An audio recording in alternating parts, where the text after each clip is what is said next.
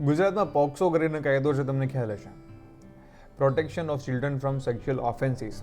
આના કુલ 4,375 કેસો એવા છે જે ચુકાદાની રાહ જોઈ રહ્યા છે.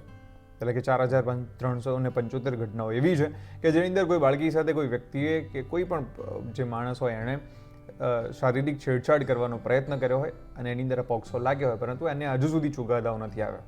એટલે તમે સમજો 4,775 પરિવારો એવા છે જે અત્યારે કોર્ટના ધક્કા ખાઈ રહ્યા છે. 4,375 બાળકી એવી છે જે પોતાની જાતને પૂછી રહી છે કે મારી જોડે જે થયું એનો ન્યાય મને ક્યારે મળશે. આપણા દેશનું ન્યાયતંત્ર એટલું ખાડે ગયેલું છે કે હમણાં એક મેં વિડીયો જોયો તો બહુ સરસ હતો કે અલ્લુ અર્જુનને સવારમાં પોલીસ પકડી જાય છે, સાંજ સુધીમાં હાઈકોર્ટ તરત જામીન આપી દે છે, પણ 4,375 બાળકીઓ સાથે ગુજરાતમાં શારીરિક અડપલાઓ થાય છે, એમની સામે સેક્સ્યુઅલ ઓફેન્સીસ થાય છે, પણ એનો ચુકાદો હજુ સુધી નથી આવી રહ્યો.